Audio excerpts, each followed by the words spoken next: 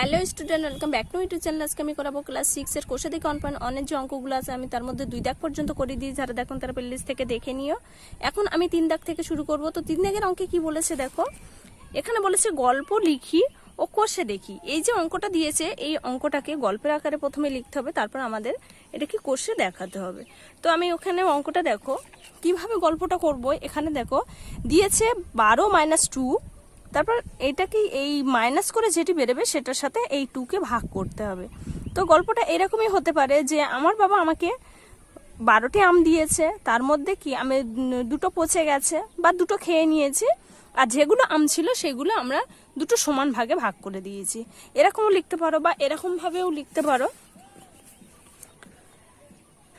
দেখো এখানে আমি কি লিখেছি, আমার কাছে 12টি আম ছিল, তার মধ্যে 2টি আম পচে গেছে, বাকি আম আমি আর আমার বোন সমান ভাগে ভাগ করে খেলাম। আমার বোন কটি আম খেয়েছে? তাহলে কি কটি আম ছিল আমার এখানে এখানে আমার কাছে ছিল কটি, 12টি আম ছিল। পচে গেছে কটি? পচে গেছে 2টি পচে গেছে। তাহলে এইবারে বাকি যে আমগুলো ছিল সেটি সমান 2 ভাগে ভাগ করেছে, সমান ভাগে আমরা দুজনে ভাগ করে নিয়েছি। তাহলে অঙ্কটা কিভাবে করব দেখো, আমরা যদি বদমাইশের নিয়মটা ফলো করি তাহলে প্রথমে আমাদের ব্র্যাকেটের কাজটা আগে করতে হবে। তো এখানে ব্র্যাকেটের মধ্যে প্রথম বন্ধনী আছে, তো প্রথম বন্ধনীর মধ্যে আছে দেখো 12 - 2, 12 থেকে 2 বিয়োগ করে দিলে থাকছে কত? 10। এখানে ভাগ আছে, ভাগ 2 যেমন আছে তেমন বসে যাবে। এবার 10কে 2 দিয়ে ভাগ করলে কত হচ্ছে? 5 × 2 = 10।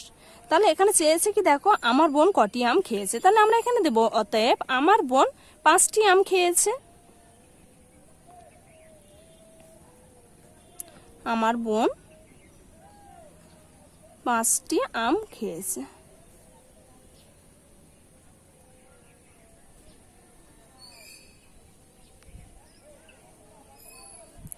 এটি অ্যান্সার। এরপরে নেক্সট আমি 2 দাগের অঙ্কটি করব। দেখো 2 দাগের অঙ্কে এখানে কি দেওয়া আছে, 2 দাগে আছে দেখো 90 মাইনাস, তারপর প্রথম ব্র্যাকেটের মধ্যে আছে 48 - 21, প্রথম bracket close, second bracket close, তারপর আছে দেখো ভাগ 7।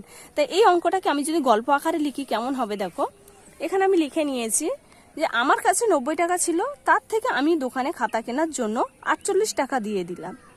দোকানদার 21 টাকা কেটে নিয়ে আমাকে বাকি টাকা ফেরত দেয়, কিন্তু টাকাটা হারিয়ে যায়। ওই যে বাকি টাকাটা ফেরত দিয়েছে সেই টাকাটা আমার কাছ থেকে হারিয়ে যায়। এখন বাকি টাকা দিয়ে 7টি পেন কিনলাম। এখন দেখি প্রতি পেনের দাম কত হবে। তাহলে কি আমার কাছে ছিল কত? 90 টাকা ছিল। তার মধ্যে আমি দোকানদারকে দিই খাতা কেনার জন্য 48 টাকা, কিন্তু আমার যে খাতাটা কিনি সেটা হচ্ছে 21 টাকা দাম। বাদ বাকি টাকাটা আমাকে ফেরত দেয়। ফেরত দেওয়ার পর আমি এই 90 টাকার সাথে একসাথে রাখি, রাখার পর সেই টাকাটা আমার আবার হারিয়ে যায়। তাহলে কি 90 থেকে সেটা মাইনাস হয়ে যাবে, যাওয়ার পর বাকি যে টাকাটা ছিল সেই টাকা দিয়ে আমি 7টি পেন কিনলাম। তাহলে প্রতিটি পেনের দাম কত টাকা পড়ছে আমরা সেটা বের করব। তো আমরা এখানে বের করে নেব। এখানে মোট 90 টাকা ছিল। এইবারে আমি কাকে টাকাটা দিলাম? দোকানদারকে আমি দিয়েছি 48 টাকা, 48। এই টাকা থেকে কাটে কত? 21, 21 টাকা কাটে। এইবারে যে টাকাটা বেরিয়েছে এটা আমি সেকেন্ড ব্র্যাকেটের মধ্যে রাখবো, তার কারণ এই যে বাকি যে টাকাটা ছিল সেই টাকা দিয়ে আমি কি করলাম? 7টা পেন কিনলাম। ঠিক আছে, তাহলে এখানে কত বেরোচ্ছে দেখো। আমরা এখানে প্রথম বন্ধনীর কাজ করব। সেকেন্ড ব্র্যাকেট ক্লোজ, 90 যেমন আছে তেমন বসিয়ে দাও। 48 থেকে যদি 21 মাইনাস করি তাহলে কত হচ্ছে দেখো, 8 থেকে 1 বিয়োগ করে দিলে থাকছে 7, আর 4 থেকে 2 বিয়োগ করে দিলে থাকছে কত? 2। তাহলে কত টাকা ফেরত দিয়েছিল? 27 টাকা। সেই 27 টাকাটা আমি কার সাথে রেখেছিলাম? 90 টাকার সাথে এখানে আনলাম। আনার পর এই টাকাটা হারিয়ে যায়। হারিয়ে যাওয়ার পর আমি বাকি টাকা দিয়ে এই 7টা পেন কিনে নিলাম। তাহলে এই টাকাটা হারিয়ে যাওয়ার পর ক টাকা আছে দেখো, 7 আর কত হলে 10 হবে? এখানে 0 আছে মানে 10 ধরবো, 3 হলে 10 হবে, হাতে থাকছে 1, 2 আর 1 3, 3 আর কত হলে 9 হবে? 6 হলে 9 হবে। এটি কত হবে? এটি হবে 6, 63। এই যে 63 টাকা বেরিয়েছে, এই 63 টাকায় কটা পেন কিনলাম? 7টি পেন কিনলাম। এইবার আমরা দেখব যে এক একটি পেনের দাম কত হচ্ছে। দেখো 7-এর নামটা পড়ো, 7 9 63 হচ্ছে। দেখো তাহলে এক একটা পেনের দাম কত করে পড়েছে, এক একটা পেনের দাম হচ্ছে 9 টাকা পড়েছে। তাহলে এখানে কত বেরিয়েছে, 9 টাকা। তাহলে এখানে চেয়েছে দেখো যে প্রতি পেনের দাম কত, অতএব প্রতিটি পেনের দাম হবে, প্রতিটি পেনের দাম, পেনের দাম 9 টাকা। এটি হচ্ছে অ্যান্সার। এরপরে নেক্সট 4 দাগের অঙ্কে কি বলেছে দেখো, গণিতের ভাষায় প্রকাশ করে সমাধান করি। রাজদীপের বাবা তাদের পেয়ারা বাগান থেকে 125টি পেয়ারা প্রতিটি 2 টাকা দামে বারাইপুর বাজারে বিক্রি করলেন। তিনি যে টাকা পেলেন তা দিয়ে প্রতিটি 5 টাকা দামের 2টি পেন, প্রতিটি 20 টাকা দামের 2টি খাতা কিনলেন। এই যে 125টি 2 টাকা করে এক একটা পেয়ারার দাম হচ্ছে 2 টাকা, তাই 125টি বিক্রি করে যে টাকা হয়েছে তা দিয়ে 5 টাকা দামে 2টি পেন, 20 টাকা দামে 2টি খাতা কিনলেন। বাকি টাকা তাদের 2 ভাই বোনকে মিষ্টি খাওয়ার জন্য সমান ভাগে ভাগ করে দিলেন। তাহলে রাজদীপ কত টাকা পেলেন সেটা আমাদের বের করতে হবে। তা কিভাবে বের করব দেখো, এই যে পেয়ারা সে একটি পেয়ারার দাম যদি 2 টাকা হয়, তাহলে 125টি পেয়ারার দাম কত হবে, ডবল হবে। তার কারণ এটার সাথে এটা গুণ করে দিলে সেটা বেরিয়ে আসবে। এই যে টাকাটা পেয়েছে তা দিয়ে এত টাকা দিয়ে পেন কিনলেন, এত টাকা দিয়ে তারা খাতা কিনলেন। তাহলে খাতা আর পেনের টাকাটা যদি আমরা যোগ করে দিই, দিয়ে এই মোট টাকার থেকে যদি আমরা বিয়োগ করে দিই, তাহলে কত টাকা ছিল এবং সেই টাকাটা কত দিয়ে ভাগ করলেন, দুজনকে সমান ভাগে ভাগ করলেন, সেটা ভাগ করে দিলে আমাদের বেরিয়ে আসবে। তাহলে আমরা এখানে দেব 4 দাগে। দেখো এখানে 125টি পেয়ারা আর এক একটা পেয়ারার দাম ছিল 2 টাকা। তাহলে এটা আমরা প্রথম ব্র্যাকেটের মধ্যে রাখবো। এইবার এই টাকা থেকে তারা কি কি কিনলেন, এই টাকা থেকে তারা কিনলেন 5 টাকা দামের 2টি পেন আর একটি কিনলেন 20 টাকা দামের 2টি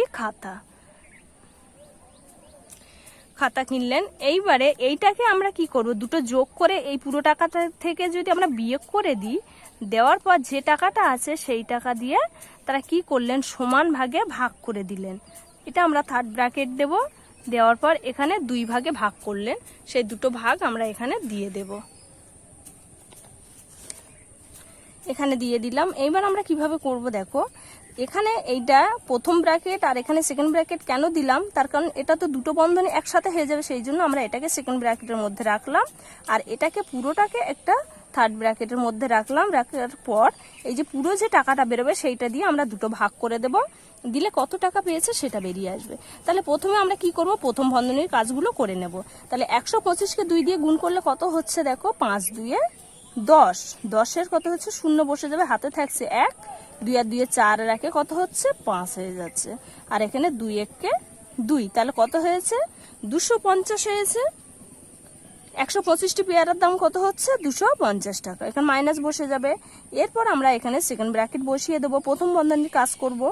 একটি পেনের দাম 2 টাকা হলে 2টি পেনের দাম কত হবে, 5 2 10, প্রথম বন্ধনী উঠে যাবে। প্রথম বন্ধনীর কাজ আমরা করে নিয়েছি। কাজ করব দেখো, 20কে 2 দিয়ে গুণ করলে কত হচ্ছে, 20 দিয়ে 40 হয়ে যাচ্ছে। প্রথম ব্র্যাকেট উঠে যাবে, second bracket close, third bracket close. এবারে ভাগ 2 যেমন আছে তেমন বসে যাবে। এবার আমরা কি করব, সেকেন্ড ব্র্যাকেটের কাজ করব।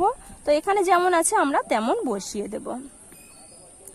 এখানে 10 আর 40 কত হচ্ছে 50, তাহলে খাতার পেন কিনলেন কত টাকায়, মোট হচ্ছে 50 টাকায় কিনলেন। এই 250 টাকার মধ্যে ভাগ 2, এর 250 টাকা থেকে এই আমরা খাতার পেনের দামটা বিয়োগ করে দিলে কত টাকা আছে সেটা বেরিয়ে আসবে। তাহলে এটা থেকে এটা বিয়োগ করলে কত হচ্ছে দেখো, 0 0 0 বসে যাচ্ছে, 0 আর 0 বসে গেছে, 5 আর 5 মিলে গেলে কত হচ্ছে 0, আর এখানে 2 আছে, 2 বসে যাবে। তাহলে কত আছে, খাতা পেনের দাম যদি বিয়োগ করে দিই তাহলে থাকছে 200 টাকা ভাগ 2। এটাকে যদি সমান বা 2 ভাগে ভাগ করা যায়, এবার এই টাকাটা সমান 2 ভাই বোনের মধ্যে ভাগ করে দিলেন। তাহলে এক একজন কত করে পাচ্ছে দেখো, এটাকে যদি আমরা ভাগ করি, এটা রাফে করো তাহলে তোমাদের বুঝতে সুবিধা হবে। 2 2 এর মধ্যে কতবার যাচ্ছে, একবার যাচ্ছে, 2 1 2, আর এই যে দুটো শূন্য আছে না, এখানে আমরা তুলে দেব, ঠিক আছে। তাহলে কত হচ্ছে 100, তাই এখানে 100 বসে যাবে। কত পেয়েছে 100, এটি হচ্ছে অ্যান্সার। তাহলে এখানে আমাদের চেয়েছে কি দেখো, এখানে আমাদের চেয়েছে যে রাজদীপ কত টাকা পেল দেখি। তাহলে আমরা এখানে দেব, অতএব রাজদীপ 100 টাকা পেল। অতএব রাজদীপ 100 টাকা পেল। এটি হচ্ছে অ্যান্সার। দেখো নেক্সট, এরপরে আমরা 5 নম্বর পেজে করব। এখানে আছে কি দেখো, গসাগু লসাগু। তাহলে এই অঙ্কটা করতে গেলে আমাদের কি জানতে হবে দেখো, তারপরে আছে গুণনীয়ক, উৎপাদক, গুণিতকের মধ্যে সম্পর্ক কি। আমাদের এই অঙ্কটি করতে গেলে প্রথমে আমাদের জানতে হবে গুণনীয়ক কি, গুণিতক কি, গসাগু কি, লসাগু কি, মৌলিক সংখ্যা কাকে বলে, যৌগিক সংখ্যা কাকে বলে। ঠিক আছে, তো আমি এক এক করে বলছি। দেখো দেখো প্রথমে আমরা জানবো যে গুণিতক কাকে বলে। কোনো একটা সংখ্যাকে অন্য যে কোনো সংখ্যা দিয়ে গুণ করলে যে গুণফল পাবো তাকে সেই সংখ্যার প্রথম সংখ্যার গুণিতক বলে। দেখো কোনো একটা সংখ্যা, আমি এখানে 3-এর সঙ্গে 2 গুণ করে কত পেয়েছি, 3 2 6। এই যে গুণফলটা পেয়েছি, এই গুণফলটা প্রথম সংখ্যার গুণিতক। প্রথম সংখ্যা বলতে এখানে 3 আছে, 3-এর গুণিতক কত, 6। 3-এর সাথে অন্য সংখ্যাও গুণ করতে পারো। এইভাবে পরপর যে সংখ্যা গুণ করবে সেই সংখ্যার যেটি গুণফল বেরবে সেই গুণফলটা হবে প্রথম সংখ্যার গুণিতক। তাহলে কি লিখবে, কোনো একটা সংখ্যাকে অন্য যে কোনো সংখ্যা দিয়ে গুণ করলে, যে কোনো 2 ছাড়া 5 6 10 যে কোনো সংখ্যা দিয়ে গুণ করলে যে গুণফল পাবো তাকে সেই সংখ্যাকে প্রথম সংখ্যার গুণিতক বলে। বুঝতে পেরেছো আশা করছি। তাহলে এরপরে আমরা জানবো গুণনীয়ক কাকে বলে।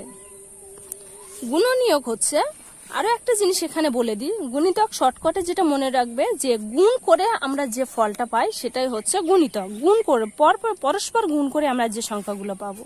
আর গুণনীয়ক কি, গুণনীয়ক হচ্ছে কোনো সংখ্যাকে বিশ্লেষণ করে, যেমন ভাগ করেও বিশ্লেষণ করতে পারো বা উৎপাদকের সাহায্যে বিশ্লেষণ করতে পারো। কোনো সংখ্যাকে বিশ্লেষণ করলে যে সংখ্যাগুলি পাওয়া যায় তাকে প্রথম সংখ্যার গুণনীয়ক বা উৎপাদক বলে, যে কোনো সংখ্যা। দেখো এই যে 8, এই 8কে যদি আমরা বিশ্লেষণ করি তাহলে কি হচ্ছে দেখো, 4 2 8। আবার এই 4কে বিশ্লেষণ করলে 2 2 4। আবার 2কে বিশ্লেষণ করলে 2 1 2। তাহলে কি, এটি ভাগ করে আমরা বিশ্লেষণ করছি। আর গুণনীয়ক কি, গুণনীয়ক হচ্ছে কোনো একটা সংখ্যাকে আমরা গুণ করে করে পাচ্ছি। যেমন 2 এর সাথে 2 গুণ করলে 2 দিয়ে কত হচ্ছে 4। 2 এর সাথে 3 গুণ করলে হচ্ছে 3 2 6। আবার 2 এর সাথে যদি 4 গুণ করো 4 2 8। এইভাবে অসংখ্য হবে। কিন্তু আমরা যদি এটাকে গুণনীয়ক করি তাহলে কি একটা নির্দিষ্ট সংখ্যার মধ্যে সীমাবদ্ধ থাকে। আর গুণিলে এটা অসংখ্য হয়। ঠিক আছে, গুণিতক আর গুণনীয়কের মধ্যে পার্থক্য কি আশা করছি বুঝতে পেরেছো। আরো যদি অঙ্কটা করি তাহলে তোমাদের বুঝতে সুবিধা হবে। দেখো এখানে আমাদের গুণনীয়কগুলো করতে হবে। গুণনীয়কগুলো কিভাবে করব দেখো, এখানে এই যে 1 এর নামতাগুলো পড়ে দেখতে হবে। 1 1 1, 2 1 2, 3 1 3, 4 1 4, 5 1 5, 6 1 6। এইভাবে আমরা 15 পর্যন্ত পড়বো। এ অসংখ্য হয়। ঠিক আছে, এর কোনো শেষ নেই। এই সংখ্যার সাথে যা গুণ করবে পরস্পর হয়ে যাবে। এরপর 2 এর নামতা পড়ো। 2 1 2, 2 2 4, 3 2 6, 4 2 8, 5 2 10, 6 2 12, 7 2 14, 8 2 16, 9 2 18, 10 2 20। এইভাবে পরপর নামতাগুলো পড়ে যাবে। এবার 3 এর নামতা পড়ো, 4 এর নামতা পড়ো, 5 এর নামতা পড়ো। এইভাবে নামতা পড়ে এই ঘরটাকে পূরণ করতে হবে। এইবার দেখছো যে এই যে লাল কালির দাগ, এগুলো কিসের জন্য দেওয়া আছে। যখন দেখবে যে একই সংখ্যা প্রত্যেকটা নামতার মধ্যে আছে, দেখো এখানে 1 এর নামতার মধ্যে 12টা আছে, 2 এর নামতার মধ্যে 12 আছে, 3 এর নামতার মধ্যে 12 আছে, 4 এর নামতার মধ্যে 12 আছে। যখন একই সংখ্যা পরপর থাকবে তখন সেই সংখ্যাটা হবে সাধারণ। এখানে আমি লিখে রেখেছি, উভয়ের মধ্যে যে সংখ্যা বা গুণিতকগুলি থাকে তাকে সাধারণ গুণিতক বলে। দেখো কি লিখবে, যে সাধারণ গুণিতক কাকে বলে, উভয়ের মধ্যে যে সংখ্যা বা গুণিতকগুলি থাকে তাকে সাধারণ গুণিতক বলে। উভয়ের মধ্যে দেখো এখানে কার কার মধ্যে, 1 এর মধ্যে পেয়েছি, 2 এর মধ্যে পেয়েছি, 3 এর মধ্যে, 4 এর মধ্যে। এছাড়াও অন্য সংখ্যা দেখো এখানে একটা 6 আছে, এখানেও দেখো 2 এর নামতার মধ্যে 6 আছে, 3 এর নামতার মধ্যে 6 আছে, এখানে দেখো এখানে নেই। আচ্ছা, এখানে 6 এর নামতার মধ্যে 6 আছে। তাহলে কি এই সংখ্যাটা কার গুণিতক, এই 2 1, তারপরে দেখো এখানে 6, এই সংখ্যাটা হচ্ছে সাধারণ গুণিতক। যেটা উভয়ের মধ্যে থাকবে সেটি হচ্ছে সাধারণ গুণিতক। আচ্ছা, এছাড়া আরো সংখ্যার মধ্যে মিল আছে। দেখো এখানে 2 আছে, এখানে 2 আছে, আর নেই। তাহলে এই 2 হচ্ছে 1 আর 2 এর সাধারণ গুণিতক। তারপরে দেখো এখানে 4 আছে, এখানে 4 আছে, এখানে 4 আছে। তাহলে এই 4টা কার গুণিতক, 1 2 আর 4। এই 4 এর হচ্ছে এই কটের গুণিতক, সাধারণ গুণিতক এটি। আশা করছি বুঝতে পেরেছো। তাহলে এইভাবে নামতা পড়ে পড়ে এখানে চলে যাবে। তারপর সাধারণ গুণিতক কি, যেটি উভয়ের মধ্যে থাকবে সেটি হচ্ছে সাধারণ গুণিতক। আর কোনো সংখ্যাকে গুণ করে যে গুণফল পাবো তখন সেই সংখ্যাটি হবে প্রথম সংখ্যার গুণিতক। সাধারণ গুণিতক আর গুণিতকের মধ্যে পার্থক্য কি তোমরা বুঝতে পেরেছো। তারপরে আমরা কি দেবো দেখো, আমরা ছক থেকে দেখেছি। ছক থেকে আমরা কি দেখেছি দেখো, শূন্য ছাড়া 2 এর গুণিতকগুলি কি, 2 এর গুণিতকগুলি কি, 2 এর নামটা পড়ো। 2 একে 2, 2 2 4, 3 2 কত হচ্ছে 6। তাহলে কত পেলাম 2 4। এইভাবে নামটা পড়ে যাও, অসংখ্য পেয়ে যাবে। তারপরে কি বলে দেখো, তাই 2 4 6 প্রত্যেকের গুণনীয়ক বা উৎপাদক 2। এই 2টা কেন হয়েছে দেখো, 2 কে যদি তুমি ভাগ করো বা বিশ্লেষণ করো, এটা হচ্ছে 4, একে তুমি বিশ্লেষণ করবে দেখো 2 2 4, তাহলে কত পেয়েছি 2। আরেকটা দিয়েছে দেখো 6, তাহলে এই 6 কে যদি আমরা বিশ্লেষণ করি তাহলে কত হচ্ছে দেখো 3 2 6। তাহলে এখানে আমরা 2 পেয়েছি। গুণ করে যে সংখ্যাটি যে গুণফলটা পাবো সেইটা হচ্ছে গুণিতক, আর ভাগ করে যে ভাগফলটি পাবো সেটা হচ্ছে গুণনীয়ক। এটি হচ্ছে পার্থক্য। এটা হচ্ছে গুণ করতে হবে, এটা হচ্ছে গুণ করে সংখ্যা বেরোবে, আর এটা হচ্ছে ভাগ করে সংখ্যা বেরোবে। এরপরে দেখো নেক্সট, শূন্য ছাড়া 3 এর গুণিতকগুলি কি। তাহলে 3 এর নামটা পড়ো। 3 1 3, 3 2 6, 3 3 9। ঠিক আছে, তাই এখানে দিয়ে দেখো, তাই 3 6 9 প্রত্যেকের গুণনীয়ক বা উৎপাদক 3। তার কারণ দেখো 3 কে 3 দিয়ে ভাগ করা যায়, 3 1 কে 3 কে ভাগ করা, দেখো এই 3 দিয়ে 6 কে ভাগ করা যায়, 3 দিয়ে 6, আবার 9 কেও ভাগ করা যায়, 3 3 9। তাহলে কি এর গুণনীয়ক কি 3। তাহলে ভাগ করে যে আমরা এই সংখ্যাগুলো পাচ্ছি সেই জন্য এই সংখ্যাগুলো কি গুণনীয়ক। বুঝতে পেরেছো। এরপরে দেখো, শূন্য ছাড়া কোনো সংখ্যার গুণিতকগুলি কি হয়। শূন্য ছাড়া কোনো সংখ্যার গুণিতক, তার কারণ কি যে কোনো সংখ্যা দিয়ে আমরা এই সংখ্যাকে গুণ করতে পারি। ধরো আমি 6কে দিয়ে দেখাচ্ছি, এই 6 এর সাথে তুমি যদি 2 গুণ করো, 4 গুণ করো, 5 গুণ করো, তার গুণফল বেরোবে 10 20 30 40 50, যাই গুণ করো না কেন তার একটু গুণফল বেরিয়ে আসবে। তাহলে কি হবে, সেটি হচ্ছে অসংখ্য। তাহলে আমরা এখানে দেব কি অসংখ্য, তার কারণ এর কোনো শেষ নেই। এটি হচ্ছে অসংখ্য। আচ্ছা, এরপরে নেক্সট আমরা 6 নম্বর পেজে করব। দেখো এখানে হয়েছে 12 হলো ড্যাশ এর গুণিতক। আচ্ছা, 12কে যদি তোমরা বিশ্লেষণ করো তাহলে কত হচ্ছে দেখো, 12 1 এর যদি ভাগ করো, 12 1 কে 12, 2 দিয়ে যদি ভাগ করো তাহলে কত হচ্ছে 6 2 12, 3 দিয়ে যদি ভাগ করো 3 4 12, 4 দিয়ে ভাগ করলে 3 4 12, তারপর দেখো 6 2 12, আর এখানে 12 1 কে 12। তাহলে কতবার যাচ্ছে দেখো, 12 একবার যাচ্ছে, 12 1 কে 12, তারপর 6 দিয়ে 12, 3 4 12, তারপর 6 দিয়ে 12, এখানে যাচ্ছে 12 1 কে 12। তাহলে কতগুলো পেলাম, 1 2 3 4 6 12 এর গুণিতক। তাহলে তাই 12 এর গুণনীয়ক বা উৎপাদক কত হবে, 1 2 3 4 6 12। তার কারণ এই সংখ্যাগুলো দিয়ে আমরা এই 12কে কি করতে পারি, ভাগ করতে পারি।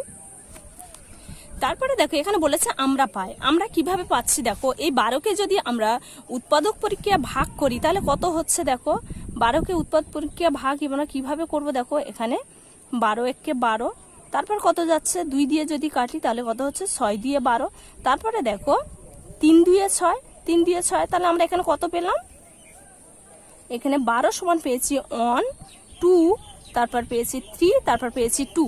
এই সংখ্যাগুলো আমরা এখানে পাচ্ছি। এই যে বইয়ের দিকে তোমরা খেয়াল করো তাহলে বুঝতে পারবে এই সংখ্যাগুলো আমরা এখানে পাচ্ছি।